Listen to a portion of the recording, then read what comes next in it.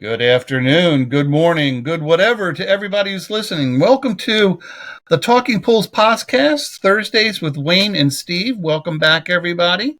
Thank you for popping in and listening to us ramble on for a little while today, for your day at least. I'm Wayne, and my partner over there is Steve, and we are bi-coastal. I'm on the east, he's on the west, so you got a bit of a perspective on that thing. Today we're going to talk about something kind of sort of different, a little bit non-chemistry necessarily oriented, but we're going to talk about training. And there's all different ways to look at training within our industry. I mean, you have formalized training like CPO and some of the other things that are out there. And then you have, on-the-job stuff, which is kind of what I learned a little bit when I first started. But we're both going to, Steve and I are going to give our own perspective on things. And because I'm older than Steve and I look better than him, I'm going to go first. So there.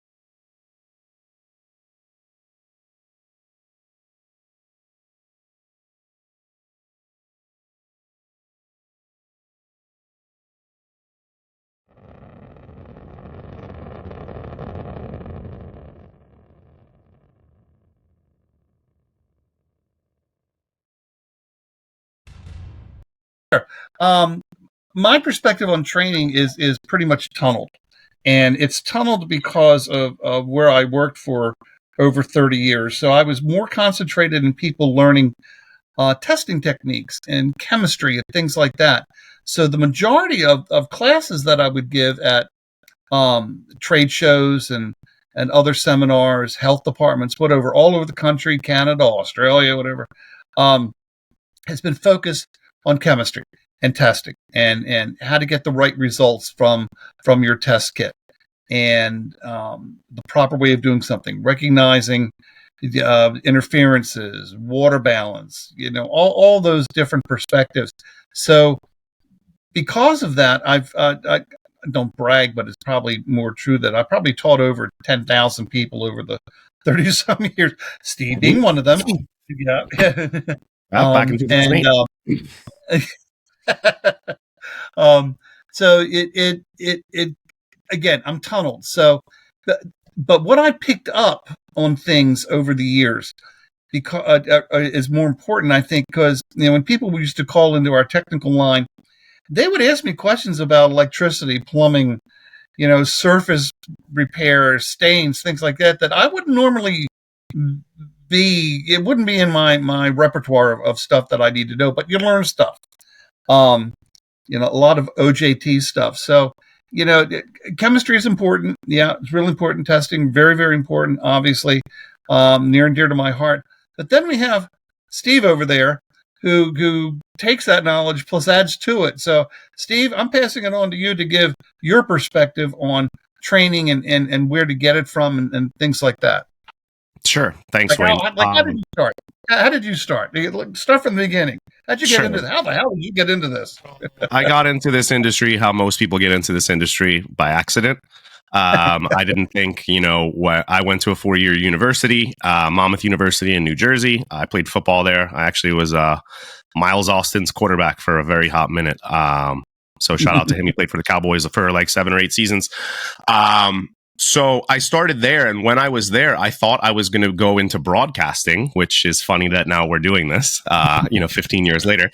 I wanted to be a broadcaster. Comes around, Steve. Yeah, so I worked for the New York Jets and the New York Giants for 15 seasons, and I did the play-by-play announcing for them. And while I was doing that, I had a show on ESPN Radio, but there was no money involved. I was getting paid pennies on the dollar, so I was literally paying to work almost at the beginning. So I had to do something to pay the bills. So, my older brother in New Jersey, he owned a swimming pool company there, and he was already doing CPO training. And at that point, I think he was doing like Tech 1 and Tech 2 training. So it was more technical stuff that he was going through. But I took this CPO class in the early 2000s. And then in 2008 with you, Wayne, I took the CPO instructor course. Right. Now, during that time that I was doing the CPO stuff, I also was taking hands-on training. And now hands-on training today is different than hands-on training was in the early 2000s. Because it was so important that when you went to a Hayward training, or when you went to a Jandy training, which is now Fluidra, right? Or Pentair training, or whatever it may be, Raypack, you name it. They came with the goods. And what I mean by the goods is they came with like little tools to open the heater.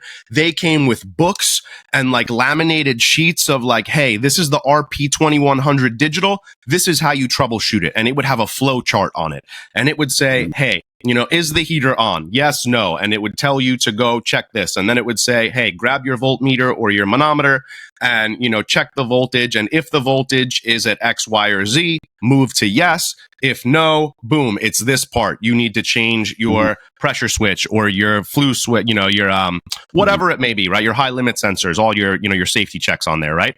So they would have like really in-depth training for a few days on how to work on this stuff. And that's how I learned how to work on heaters and work on pumps and, all that stuff. So that training was really invaluable for me, coming into my own and becoming a pool technician, right?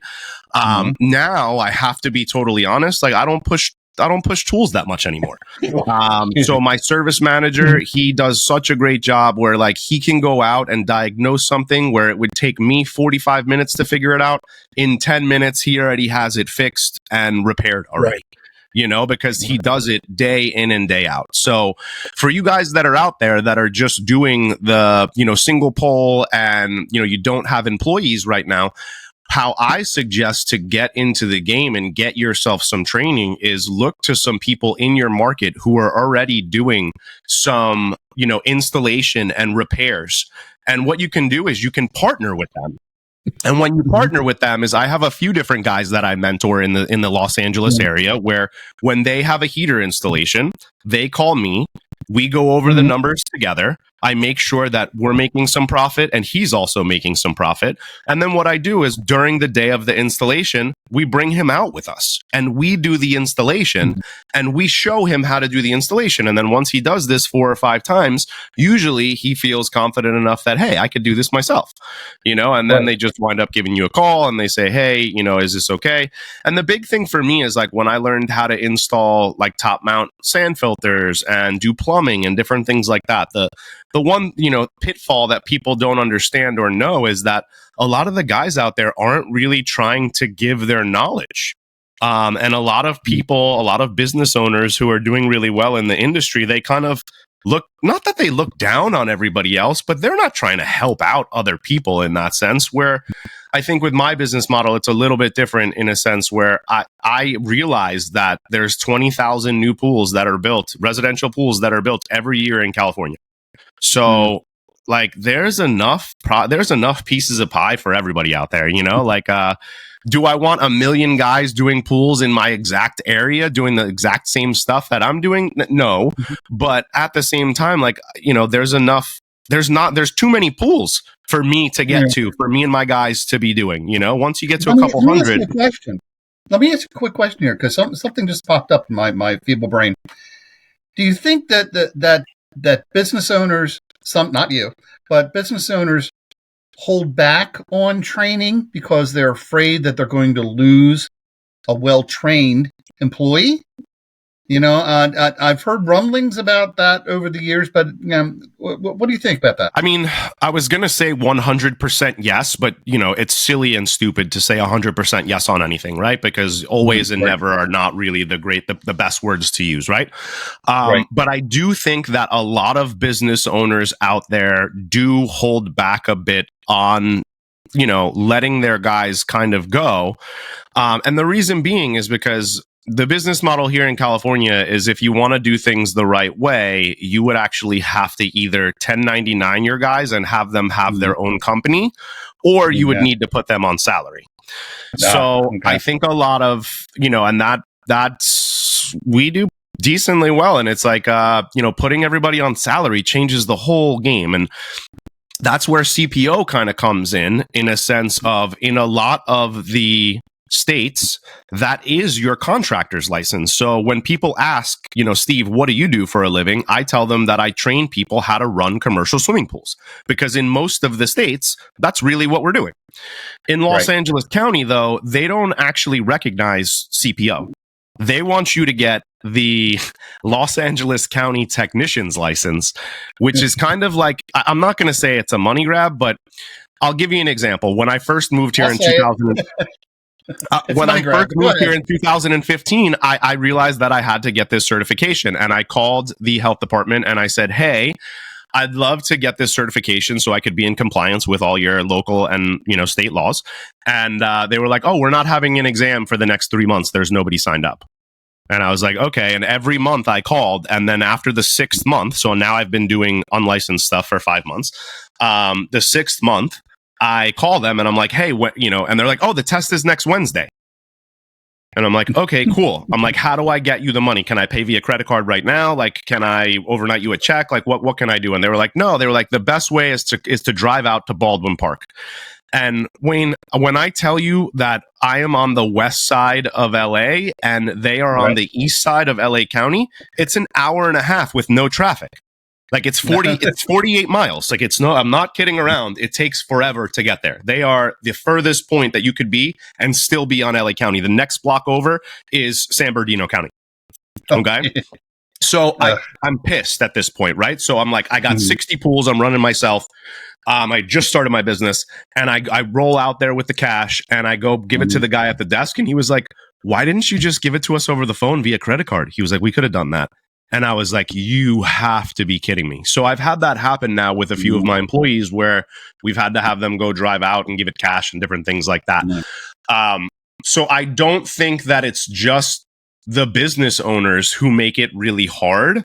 Sometimes I think it's your local and state jurisdictions that actually are kind of hindering you, not with just like taxes and different things like that. Like we could talk America all day with taxes and different things like that, right?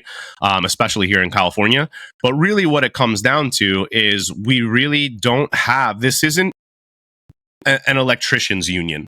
This isn't a carpenter's union. We don't have a union. We don't even have classes that people could take where they could go. Like this is actually CPO. When people take the CPO class, I prefer them not to have any knowledge, to be honest with you. And I tell them at the end of class, I say, hey, this is actually the beginning of your education. This is not the end of your education, because I equate the class to me putting your face in front of a fire hydrant for 2 days and just letting her rip, because we're going, we're talking 3 minutes on this topic. I'm asking if you have any questions. I'm telling you a little bit about it. And then we're moving on, different things like that. But there are certain things that I think that people need to take away. Like if you're working at a commercial facility and you don't know how your automation system works, then how are you going to balance out this pool? Is really what it comes down to. And I don't mean to make this into a specific training or anything like that, Wayne, but I think that this is the one thing that's really misunderstood and misconstrued, because no matter what box you're using, so whether you have a CAT system from Hayward or a Pentair IntelliChem or whatever it may be, the IPS system, there's a bunch of different kinds of boxes that are out there. Okay. The way that these boxes work is for pH, it's super simple. You look at the box, it says 7.1. You go and test the water, it's at 7.8. You hit the calibrate button, you go over and say, no, you're not at 7.1. It starts blinking. You hit it up to 7.8. You hit calibrate, boom. It opens up the peristaltic pump to put in a dose of muriatic acid to be in whatever ounces or seconds that you need to, you read the manual and it tells you how to give a dose on that one, right? Because you can dose it for 30 seconds, 90 seconds, 2 ounces, 10 ounces, whatever. I prefer the ones now where it gives you the ounce, because it's like figuring out how much it's going to put in 30 seconds out of 9 minutes is kind of, it's advanced math. Where if I want to give one dose for 7 ounces, it's like, boom, 7 ounces makes it super simple, right? So the ORP and the PM are not directly correlated with each other. So what that means is you could go and look at the box, and the box could say 740 for ORP.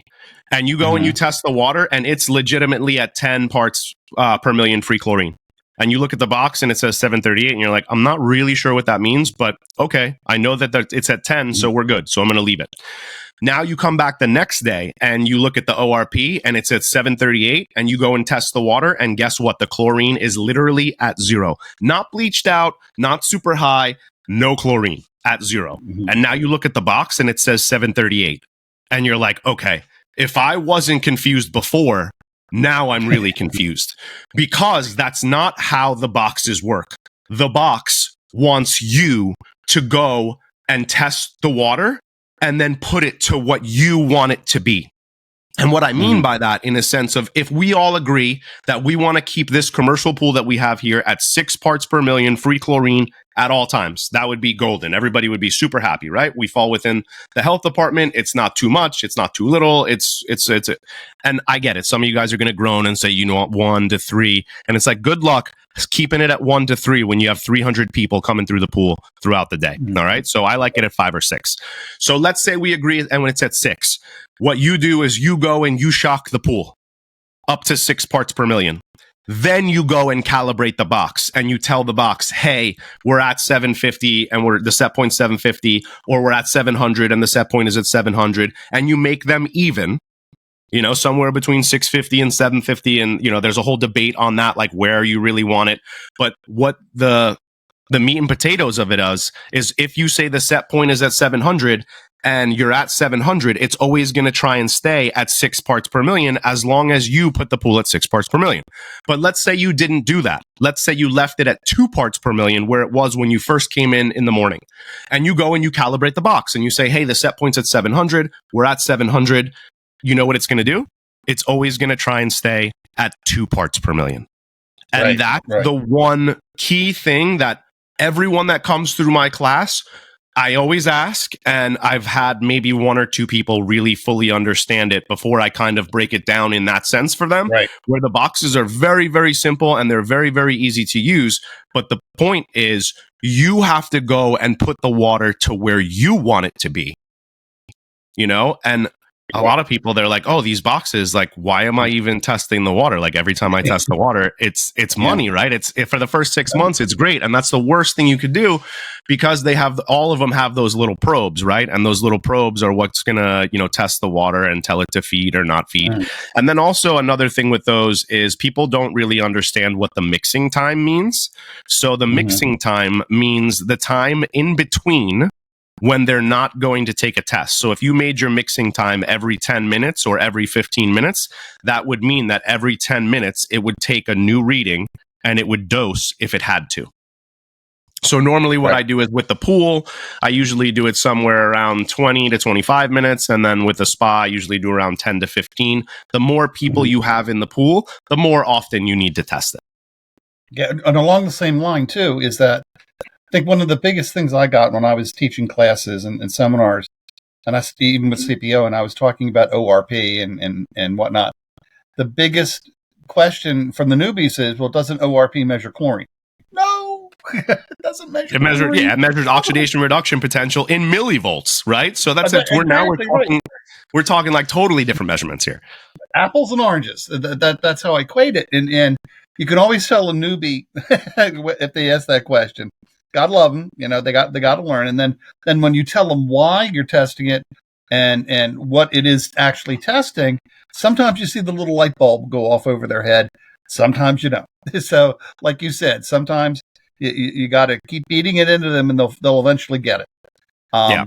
But yeah, it's and it's not just ORP. It's a lot of crap. You know, not just and from your perspective, Steve, it's not just how to deal with certain types of equipment and things like that, but it's actually like how to run your route, organization, that kind of stuff. It's all built in, and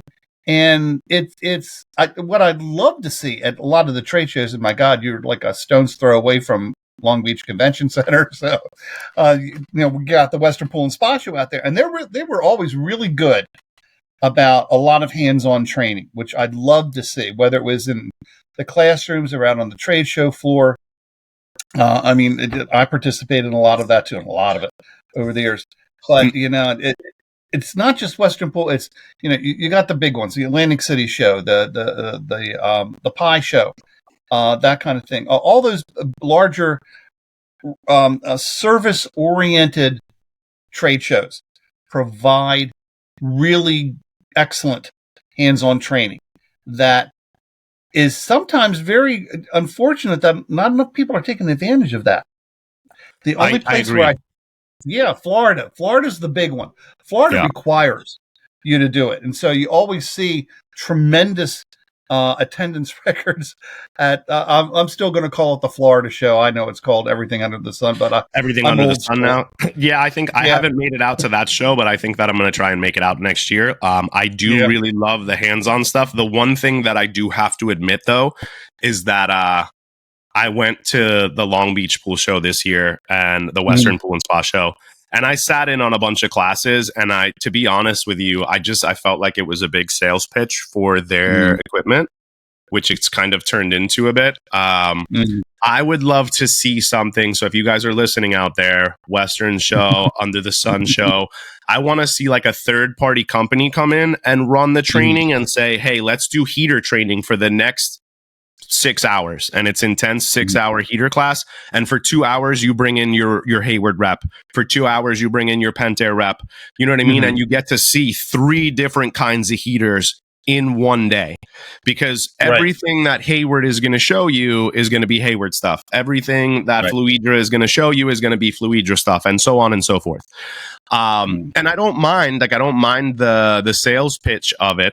But it's always like, their answers to the, hey, what do I do with this? It's, change it over to, all of our stuff.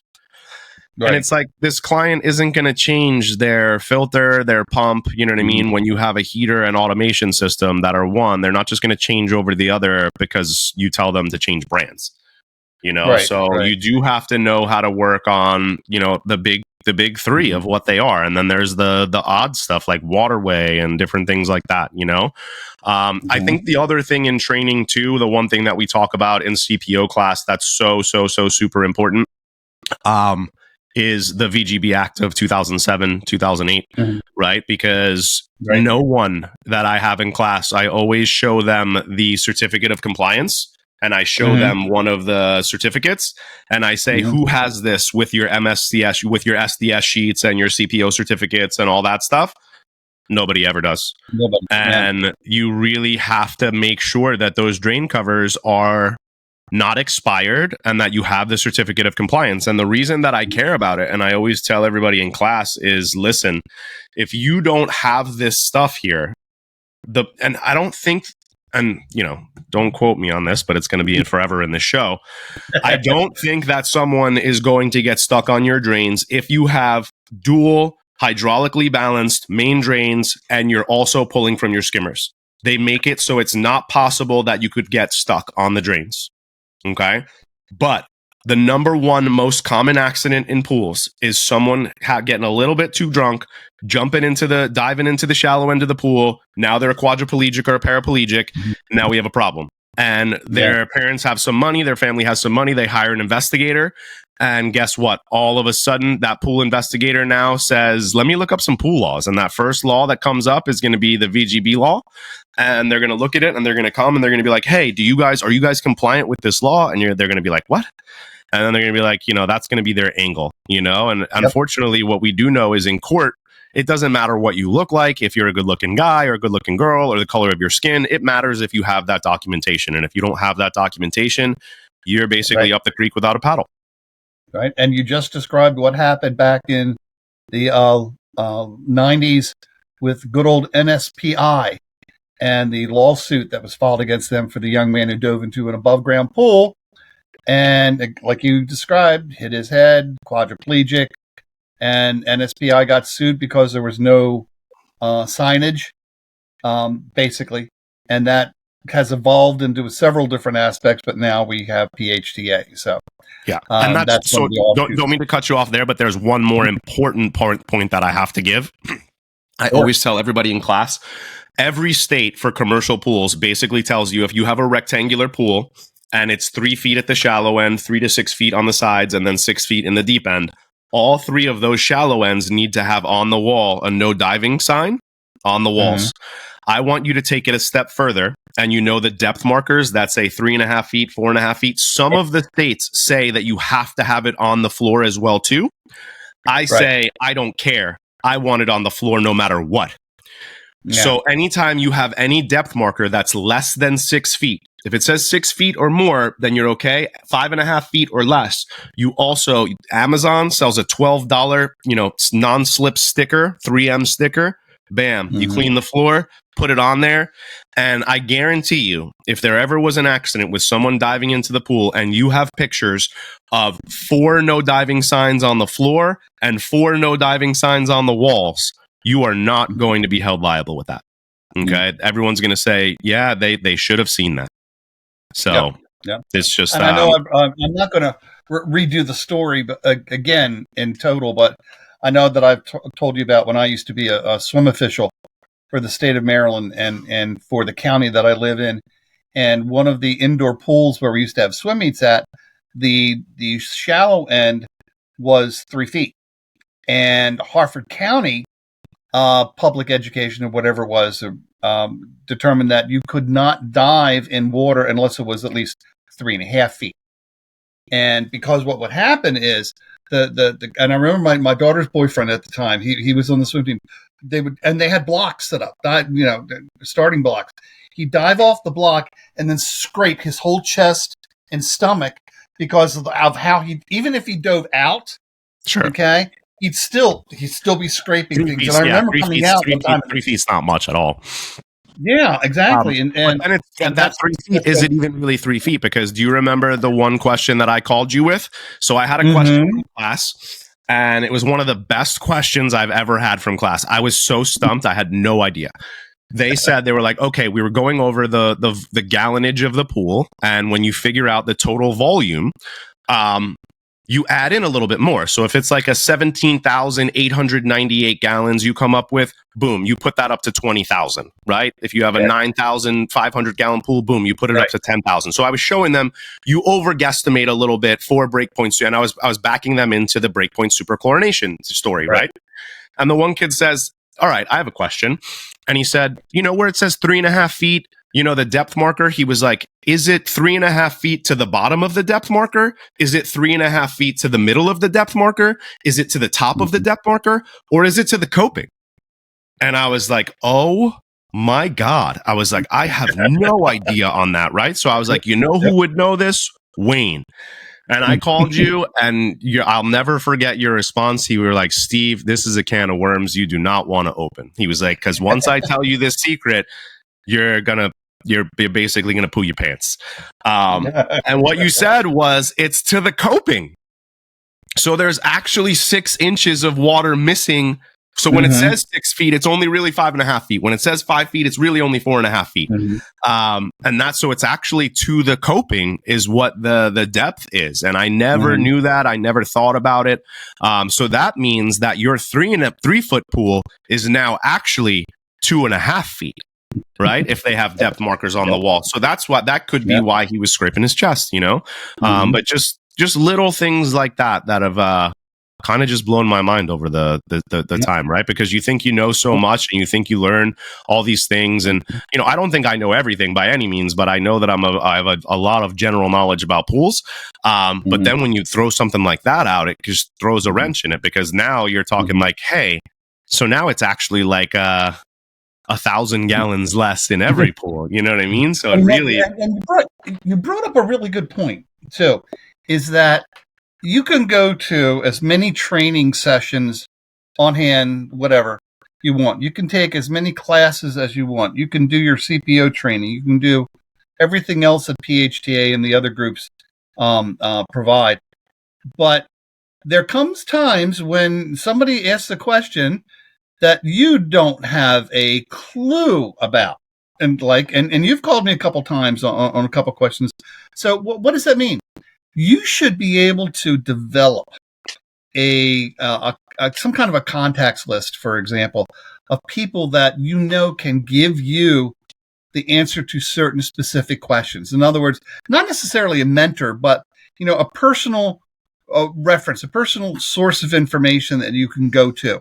I mean, I've got some, I don't know everything. I've known a lot over the years, but I certainly don't know everything. And I have 2 or 3 people that I rely on. That if something comes up to me and I'm going, I don't know, I'll find out for you, that kind of thing. And then I'll find out. But that's really, that's relationship development too. Not just, hands-on stuff and training, but that's how you develop good business context, good business relationships.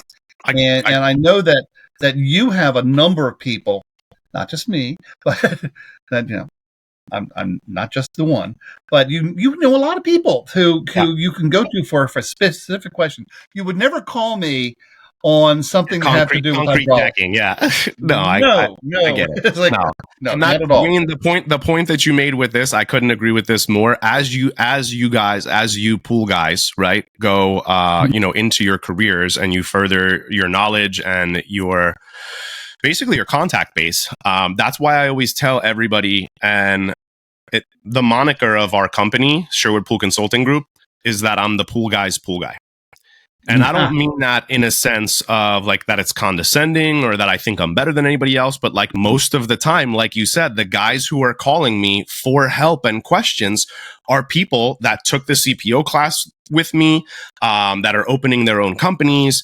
I make myself very available. If you take your CPO class with us, I basically tell you that you're my client for life. And, when I give you my cell phone number, and I always tell you to give me a call down the road. And the reason I make myself so fully open is because you, Wayne, have made yourself fully open. And I just think that's the right way to do business. So I have a guy who does all of my leak stuff, right? Like we don't do leak detection anymore. I have a guy who does all of my renovations. I just had one of my commercial pools the other day. They had a leak. We fixed it behind the light. It was still leaking. I had my leak guy go out.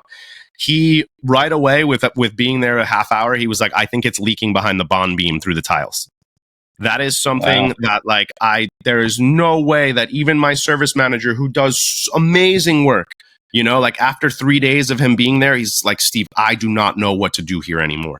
And you have to really know when you're in over your head. And the reason I say that is because if you're a company that doesn't do expansion joints, let's say, expansion joints are really easy when you're doing them all the time.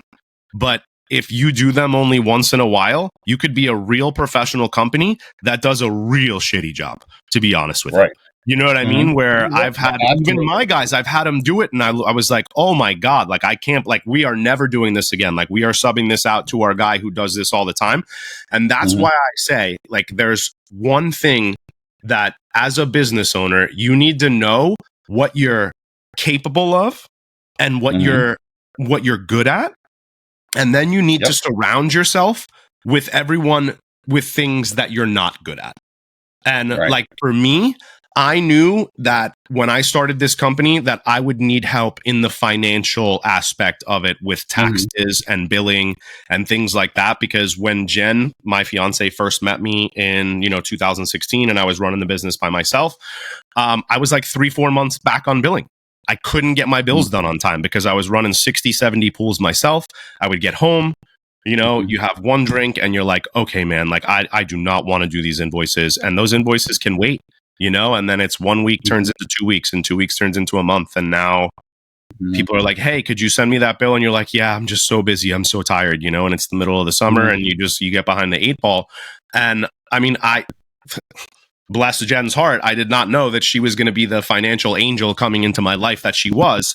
But like, you have to understand and know this. And it's the same thing with my service manager. Like, they're always behind on billing and things like that. So we're trying to like integrate our company so we can help them with that, because they're so good at doing the field work. It's just, as a business owner, it doesn't matter if you're a pool guy or you own an electronics store or you do HVAC or whatever. Right.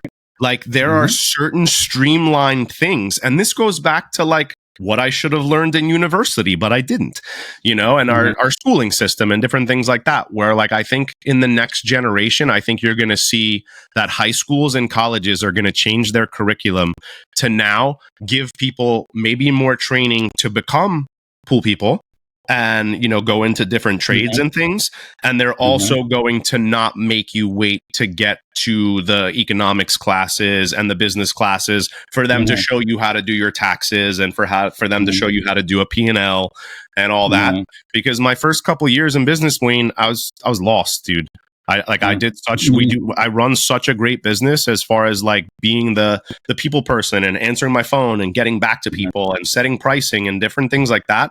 But then when I got to go back and figure out like how much we made on this and how long it took and, how much we should charge for this in the future and different things like that, you really need to have like a team in place. And, it's hard to sometimes let that stuff go.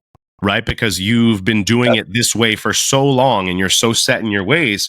But it's like, if you would just let go of that and let someone else take care of that stuff for you, then you can focus on growing. And once we did that, I mean, basically we've almost doubled in size, not every year, but almost every year, and when you have that type of growth and you look back and, now we're at the point where we're like, what do we do for Jen? It's time for Jen to hire an assistant to help with billing and stuff, because now when you have over 100 clients, now over 100 bills are going out every month, right? So, and the big thing too is that don't wait. Like, let your clients know and let everybody know right away and figure that out right away. Because if you wait 3 weeks or a month and now you bill a client for extra chemicals that you had put in, but you didn't tell them about it that week, they're like, why is my bill $600 this month? And now they're like, I don't want to pay that or whatever. Or you didn't write it down. And then 3 weeks later, you're like, oh no, like, what did we put in there? And even my guys that have 15, 20 pools in a day, like, I tell them, if you don't write this stuff down right away, do you think you're going to remember what the alkalinity was at your third stop when you're on stop 14? Like, life is busy, and I get that. So you just need to make sure that, find people in your area who do things better than you do, and my number one rule is if 5 years down the road, you're still hanging out with the same people that you were then you're not growing as a person and you're not growing as a business. You got to surround yourself with people who are doing better than you that you can ask questions for. And I've been very, very fortunate enough, Wayne. Like I said, you've been my number one supporter over the years. I've had a couple other people who have helped mentor me. And I do have a great group of contacts. So, you guys listening out there, if you guys are struggling with your like financial aspects of it, or you're, struggling in any part of your business, part of what we do is, we help people out with that. So I'm not saying I'm going to sit on the phone with you for an hour for free, but basically, you can bounce some stuff off of me. My contact information is pretty easily found out there under Sherwood Pool Consulting Group. And like I said, any questions that anybody has, you can always forward them to the show itself, because we'd love to, bring some people on as guests. And there are a few people that I, in the next year, I'd love to bring on. One of them is a financial person and one of them's an insurance person, and, different things like that, because like, I didn't know at the beginning that I needed this insurance or I didn't need that insurance, and everybody's telling me, oh, you do inspections, you need errors and omissions insurance. And then, you finally find an insurance guy and he's like, you know what? He's like, if you were doing it as 90% of your business, then you 100% would need this, but he gives you the lowdown of like, hey, you don't need to spend this $3,000, $4,000, $5,000. And I've saved tens of thousands of dollars in the last few years just by relying and relaying people's information that knew more than I did. Yep. Don't think you can know it all. You can't. I mean, that's the bottom line. Why Yeah, that's why you gather a group, a clump of people that you rely on for certain that will give you correct and good information. Yeah. And And pools, that's all pools aren't just pools. Wayne, you know this, right? Pools are electricity. Pools are plumbing. Pools are building. Pools are construction. So I feel like after being in this for 20 years, you could build a house, right? But again, like you're no even house water builders. in the house. Yeah, If there's water in the house, you're good. Cool. Yeah. Okay, I think we're done for today, guys. We're kind of exhausted. Steve is still recovering from his trip to Egypt, so you can tell by the kind of thing. But no, I'm here. It's earlier here than it is on the East Coast. I know. But anyhow, thank you everybody for listening in today. We really appreciate it, and appreciate also your thoughts and comments and questions that you can send into talkingpools@gmail.com. Hopefully, if you have a topic for us to cover, not just Steve and I, but anybody else on the group, we'll be more than happy to address them. Just pop that email to us, and we'll be able to take care of it. And with that all being said, Stephen, thank you, sir, very much. Yep, Give my best to Jen, who's probably standing next to you, probably getting ready to hit you over the head or something. But we will all see you next time. Take care, everyone. Bye-bye.